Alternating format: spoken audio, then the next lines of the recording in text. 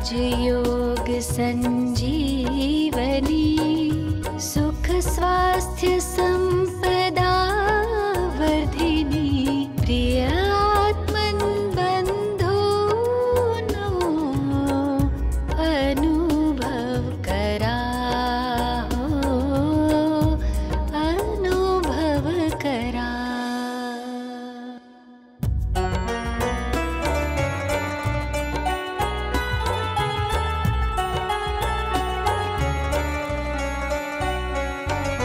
शिव पिता योग शिकवी दुःखाचा वडवा विझवी जीवन नंदन वन फुलवी ज्ञानामृत रस पान करा अनुभव करा।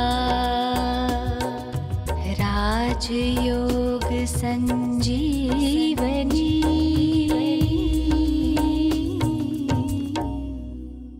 नमस्कार. राजयोग एक संजीवनी या मालिकेमध्ये मी शिल्पा आपल्या सगळ्यांचं सहर्ष स्वागत करत आहे. भारताला देवभूमी म्हटलं गेलेलं आहे आणि अशा देवभूमीमध्ये आपल्या सगळ्यांनीच जन्म घेतलेला आहे आणि आपल्या सगळ्यांचंच किती भाग्य आहे की आपण सगळ्यांचंच बालपण रामायण आणि महाभारत याच्या कथा ऐकता ऐकता सरलेलं आहे. सगळ्यांनाच रामायणामधले एक दृष्टांत आठवत असेल की लक्ष्मण हा युद्धाच्या मैदानामध्ये मूर्छित झाला होता आणि हनुमानानं त्याच्यासाठी अखंड पर्वत उचलून आणला आणि त्यांनी आणलेल्या संजीवनी बुटीद्वारे लक्ष्मण पुन्हा सुरजित झाला.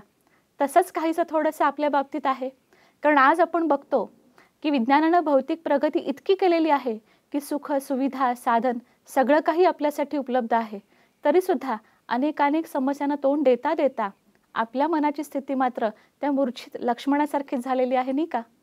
तर आपल्यासाठी एकच संजीवनी आहे, ती म्हणजे सहज राजयोग.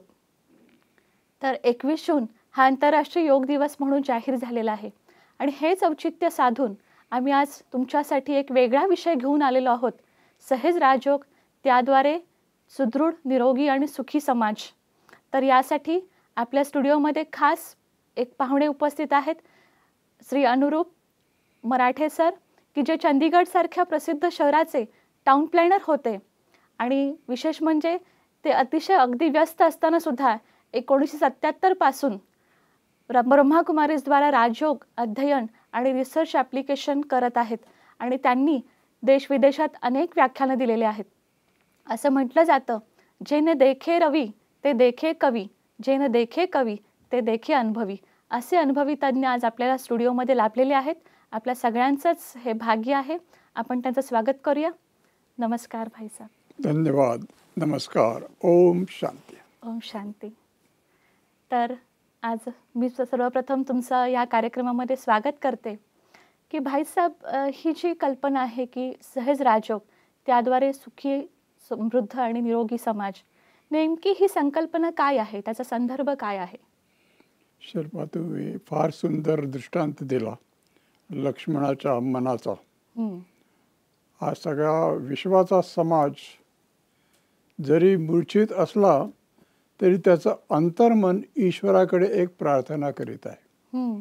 ती प्रार्थना म्हणजे सर्वेपि सुखिना संतु सर्वे संतु निरामया सर्वे भद्राणि पश्यन्तु मा कश्चित दुःख भाग भवेत.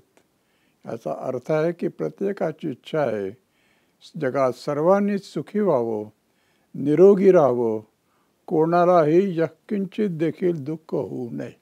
अगदी बरोबर आहे. ही कल्पना असून देखील आपण पाहतोय जगाची स्थिती काय आहे. अनेक जण गरीब आहेत, आजारी पडलेले आहेत, अनेकांच्याकडे निर्णय दुःख आहेत. तर ही कल्पना का होत नाही? याच्या पुढे काय झालंय, गेल्या 100 वर्षात आपण प्रार्थना करतायत परंतु त्यासाठी प्रयत्न करूनही सत्यात ते उतरत नाहीये. अगदी बरोबर. आणि हे करत असताना आपण गेल्या 100 वर्षाचा इतिहास पाहिला जगाचा. 2 महायुद्ध झाली, त्याच्यामध्ये सगळं जग होरपळून निघत होतं. अशा वेळी निर्णायक देशांनी एकत्र येऊन संयुक्त राष्ट्र संघटनेची स्थापना 1945 मध्ये केली आणि त्या संस्थेतर्फे प्रयत्न चालले आहेत. पण गेल्या विशेष 10 वर्षापासून त्यांना हे समजलं आहे की योगाचं या श्रेष्ठ कार्यामध्ये एक मोठा सहभाग होऊ शकतो. हो हो नक्कीच. आणि विशेषतः 21 सप्टेंबर 2014 मध्ये आपले पंतप्रधान त्यांनी एक विचार मांडला संघटनेपुढे की वर्षातून एक दिवस आपण आंतरराष्ट्रीय योग दिवस म्हणून साजरा करावा. आणि आनंदाची गोष्ट आहे की 21 जून हा दिवस ठरला आहे आणि तो आपण यावर्षी मोठ्या प्रमाणात साजरा करीत आहोत. अगदी छान. म्हणजे खूपच वाखाणण्यासारखी गोष्ट आहे. कारण तसं म्हटलं तर भारत हा योगाचं उगम स्थान म्हटलं जातं आणि अशा वेळेस आपण एकमुखानं त्याला स्वीकृती देणं किंवा मान्य करणं आपल्याला सगळ्यांनाच अभिमानाची गोष्ट आहे. पण हा 21 जून हा आंतरराष्ट्रीय योग दिवस म्हणून जाहीर करण्यामागचं काय कारण आहे? 21 जून हा दिवस उत्तर गोलार्धामध्ये सर्वात मोठा दिवस असतो. हो हो हो. अशी बहुतेक सुप्त भावना असावी की ह्या दिवसाचं निमित्त साधून योग दिवस जर आपण साजरा केला तर जगातले सर्वजण असे मोठे होतील, महान होतील. महान होती. आणि विशेषतः मराठी भाषेतून आपण हा संदेश महाराष्ट्रातल्या लोकांना, जगभर पसरलेल्या मराठी भाषिकांना देत आहोत. त्यांना जणू काही हा दिवस संदेश देत आहे की तुम्ही सर्वजण खरोखर महान आहात आणि महान परत बना. अगदी बरोबर आहे. हा संदेश घेऊन येणारा हा दिवस आहे. हे याचं मला वाटतं महत्त्व आहे. हो हो नक्कीच. तसं म्हटलं तर आपण बघतो ना की भारत हा प्राचीन योगासाठी प्रसिद्ध आहे. पण आपल्याला माहिती आहे की परदेशाहून बरेच जण आपल्याकडे भारतामध्ये योग शिकण्यासाठी येतात. परंतु फक्त इतकं ऐकिवात आहे की भारतामध्ये जे योग शिकवतात त्याच्यामुळं मन शांत होतं किंवा मेंदूला आणि शरीराला थोडा आराम मिळतो. म्हणून जेव्हा ते शिकायला येतात तेव्हा त्यांना प्राणायाम किंवा योगासन ह्याच विधी शिकवल्या जातात. पण टो आणि राजयोग ह्याच्यामध्ये काय फरक आहे किंवा राजयोग म्हणजे नेमका काय आहे? आता परत आपण मानवी मनाकडे जाऊया.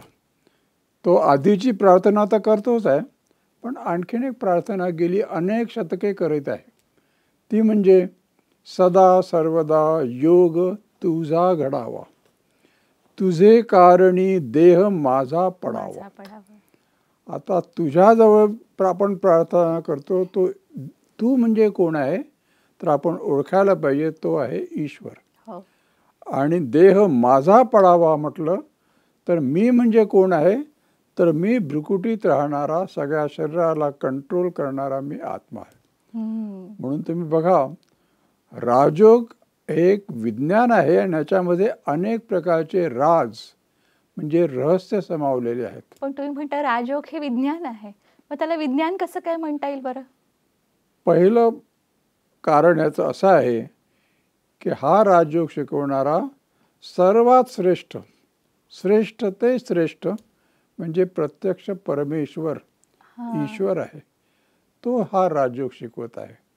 कोणाला शिकवत आहे तर सर्व मानव जातीला, म्हणजे सर्व धर्मांच्या, सर्व भाषेच्या, सर्व राष्ट्रांच्या मनुष्य आत्म्यांना हा राजयोग शिकत आहेत. आता तुम्ही विचार करा, योग योग म्हणजे काय? तो योग म्हणजे दुसरं काही नसून दोघांचं जोड. योग शब्द युज धातूपासून आलाय. त्याचा अर्थ आहे जोडणं. कोणत्याही दोघा व्यक्तींचा जोड म्हणा किंवा एका व्यक्तीला काही वस्तूची अपेक्षा असली, इच्छा असली, ती वस्तू मिळणं, याला पण आपण योग म्हणूया. पण या सर्वांमध्ये सर्वश्रेष्ठ योग आहे जेव्हा आत्मा आणि परमात्मा यांची भेट होते, त्यांची आपण आठवण करतो. त्या आठवणीमध्ये फार मोठी शक्ती असते. त्या शक्तीचा उपयोग करून आपल्याला माणसांची सर्व समस्या, त्यांच्यावर आपल्याला विजय मिळवता येतो. एवढी याच्यामध्ये शक्ती आहे. आणि शिवाय मानवाला जी मूलभूत आवश्यकता आहे मनाच्या शांतीची, ती पण शांती आपल्याला मिळू शकते. पण हे सगळं करत असताना आपण हे विज्ञान राजयोगाचं नीट समजून घ्यायला पाहिजे. अगदी बरोबर. समजण्याची जी पद्धत आहे ती अगदी शास्त्रशुद्ध पद्धत आहे. बघा, कोणतेही विज्ञान आपण शिकायच्या वेळेला प्रयोग करतो, बरोबर. निरनिराळी साधनं आपण एकत्र करतो, हो हो. त्याची विधी जाणून घेतो, काही गृहीत धरतो आणि प्रयोग करून जी ती गृहीत धरली असतील ती बरोबर निघाली तर आपण म्हणतो हा प्रयोग यशस्वी झाला बरोबर बरोबर. आणि आपण पुढे जातो. अशी जर दृष्टी ठेवली तर हा राजयोग खरोखरच विज्ञान आहे. ट्रायल अँड हे एरर आपण म्हणतो ना. ट्रायल एरर नाहीच, ट्राय अँड सक्सीड ओके. हा याचा मुख्य उद्देश आहे. याच्यामध्ये 3 भाग आहेत बघा. अच्छा. पहिला आहे स्वतःच्या अस्तित्वाची खात्री, म्हणजे मी आत्मा आहे हे म्हणणं एक गोष्ट आहे, पण खरोखरच मी आत्मा आहे हा अनुभव घेणं म्हणजेच स्वानुभव, आत्म्याचा असणारा अनुभव हा पहिला मुद्दा आहे. दुसरा मुद्दा आहे ईश्वराचं अस्तित्व. ईश्वर आहे की नाही याच्याबद्दल प्रश्न असतील, पण आपण जर गृहीत धरलं ईश्वर आहे तर तो ईश्वर आपल्याला कशी अनुभूती करून देतो की हे माणसा तू पण आत्मा आहेस आणि तू माझा पुत्र आहेस. ही जर आपल्याला ओळख पटली तर मग आपलं आणि ईश्वराचं मिलन झालं की त्या मिलनातून कसा काय फायदा होतो, शांती कशी मिळते, सुख कसं मिळतं. की तुम्ही कधी विचार केला आहात का की तुम्ही कोण आहात? थोडा शांतपणे बसून जर विचार केला, जरी मला कोणी विचारलं तुम्ही कोण आहे तर तुम्ही शरीराचं नाव सांगा, शरीराचं नाव सांगा, पण शरीराला चालवणारा, कंट्रोल करणारा, मला शांती हवे असं म्हणणारा, मला आनंदात राहायचं आहे असं म्हणणारा, मला निरोगी राहायचं असं म्हणणारा कोण? तर तू आत्मा आहेस. मी आत्मा भ्रुकुटीच्या मध्ये राहत आहे. अच्छा.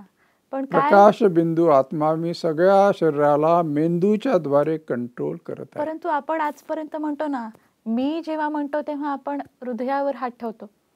मग हृदय हे कसं? आपण आजपर्यंत तुम्ही म्हणताय की आत्मा तर भ्रुकुटीच्या मध्ये आहे, मग हृदयामध्ये आत्म्याचं स्थान नाहीये का? अगदी तुमचा प्रश्न बरोबर आहे. बघा, आपण असं कल्पना करूया की हे शरीर म्हणजे आपली एक मोटर कार आहे. कार चालवणारा ड्रायव्हर कुठेही बसून कार चालवत नाही. त्याची बसण्याची जागा निश्चित असते, कारण त्या जागी सगळे controlling points, gear, clutch, brake असतात. त्या प्रकारे शरीराला कंट्रोल करणारा जो मेंदू आहे त्या मेंदूच्या आत बसणारा ड्रायव्हर म्हणजे आत्मा. हृदय काय आहे? हृदय केवळ रक्त पंप करणारं एक साधन आहे. पण शरीराला कंट्रोल करणारा, डोळ्याद्वारे बघणारा, कानाद्वारे ऐकणारा आणि मुखाद्वारे बोलणारा चैतन्य शक्ती आत्मा, त्याचा परिचय आज आपण करून घेऊ. कारण इंद्रिय हे स्वतःच अस्तित्व समजतो आपण. तुम्ही खूप छान वेगळी माहिती सांगितली की इंद्रियाला नियंत्रण करणारी मी एक वेगळी चैतन्य शक्ती आहे. हा अनुभव पण किंवा ही जी भावना आहे तीच आपल्याला एक वेगळा अनुभव करते की इंद्रिय आणि आपण वेगवेगळे आहोत. फार चांगलं सांगितलं.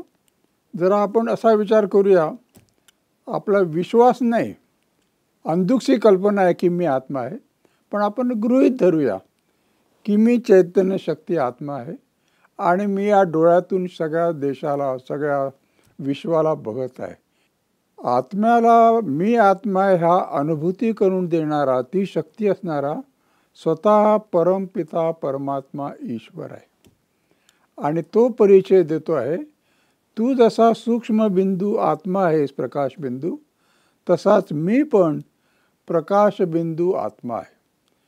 फक्त फरक काय आहे की तू जन्म मरणाच्या चक्करमध्ये आलेला आहेस. बरोबर. परंतु मी जन्म मरणापेक्षा न्यारा वेगळा आहे.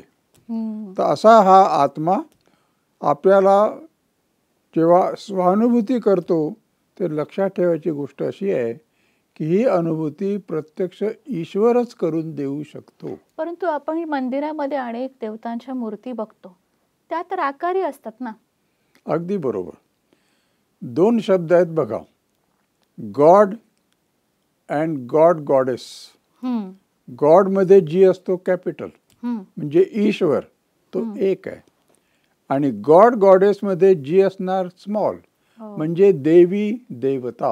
हम्म. असे देवी देवता किती होते तर आपण असं ऐकतो की भारतामध्ये 33 कोटी देवी देवता 33 होते. कोटी. हो हो. तर हा त्यांचा मुख्यतः फरक आहे. तो ईश्वर आता येऊन राजयोगद्वारे आपल्याला काय शिकवतो तर स्वतःचा परिचय देतो हम्म. की जसा तू प्रकाशबिंदू आत्मा आहेस, मी पण असाच प्रकाशबिंदू आहे, पण मी तुझा पिता आहे. हा. त्यामुळे आपलं त्याच्याशी नातं स्थापित होतं की तो आपला पिता आहे आणि तो आपल्याला शिकवतो की योग कसा करायचा. योग म्हणजे जणू काही जीवनाचं अमृत आहे.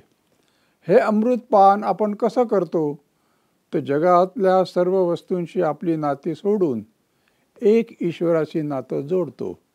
ते जोडल्याबरोबर काय चमत्कार होतो, आपल्याला अनुभूती होते की आपण खरोखरच शांत स्वरूप आहोत. हम्म. खरोखरच आपण सुख स्वरूप आहोत. खरोखरच आपण प्रेम स्वरूप आहोत.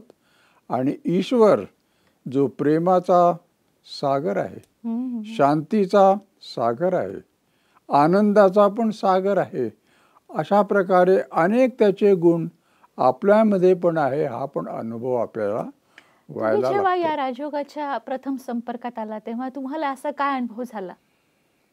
मला हे कळून चुकलं त्यावेळेला की मी आत्मा आहे ह्याच्यावर माझा विश्वास नव्हता. हम्म. ईश्वर आहे की नाही त्याची पण निश्चित कल्पना नव्हती. हम्म. हम्म. पण आमच्या टीचरने सांगितलं तुम्ही गृहीत धरा हम्म. हम्म.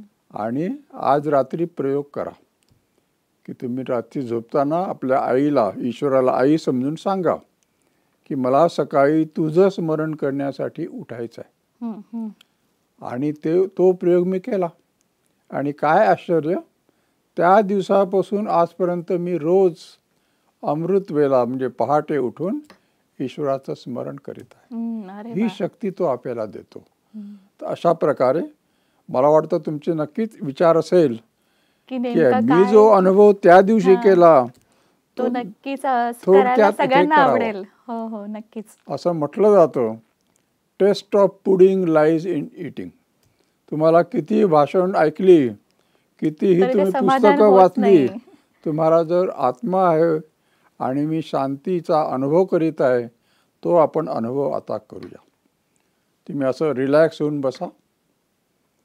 हातातल्या काही वस्तू असल्या तर बाजूला करा. ज्या प्रकारे तुम्ही हातातल्या वस्तू बाजूला केला तसं मनात असणाऱ्या सगळ्या वस्तू, सगळ्या व्यक्ती, सगळे जीवनातले प्रसंग त्यांनाही जरा बाजूला करून मनाच्या पडद्यावर बघा. एक सुंदर शांत सरोवराच्या काठी मी आत्मा बसलेला आहे. सरोवर इतकं शांत आहे की कोणत्याही प्रकारच्या लहरी देखील त्याच्यात नाही. हळूचकन एक ज्ञानबिंदू ईश्वराकडून या सरोवरावर टपकत आहे. त्याच्या केंद्राशी मी आत्मा शांत स्वरूप होऊन अनुभव करीत आहे की माझ्यातून शांतीची प्रकंपने दाही दिशांना पसरत आहेत. हळूहळू ही प्रकंपने दूर दूर जाऊन अनेक आत्म्यांना शांतीची अनुभूती करून देत आहेत आणि त्यांच्यापासून माझ्यापर्यंत हळूहळू परतत आहे. मला सुंदर अनुभव होत आहे. सगळ्या विश्वात शांती स्थापन करण्याचं श्रेष्ठ कार्य मी ईश्वराच्या मदतीने करीत आहे. कारण मला आता अनुभव झाला आहे की तोच खरा शांतीचा सागर आहे. मी शांत स्वरूप आत्मा आहे. खूप छान भाईजी. इतकी छान फिलिंग आली की असं वाटलं की या अनुभवामध्ये आपण खूप वेळ या स्थितीमध्ये राहावं. कारण याआधी मी स्वतःच्या लाईफमध्ये सुद्धा इतकी छान फिलिंग सायलेन्सची कधीच केली नव्हती.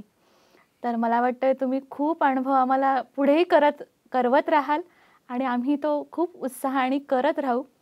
तर तुम्ही स्टुडिओमध्ये आमच्याकडे इथे आलात त्याबद्दल खरोखर तुमचे आभार आहे आणि अपेक्षा आहे की तुम्ही आणखीन वेगवेगळ्या अनुभवांची शिदोरी आमच्यासाठी पुन्हा घेऊन याल. त्यासाठी तुमचे धन्यवाद. नमस्कार. धन्यवाद. नमस्कार.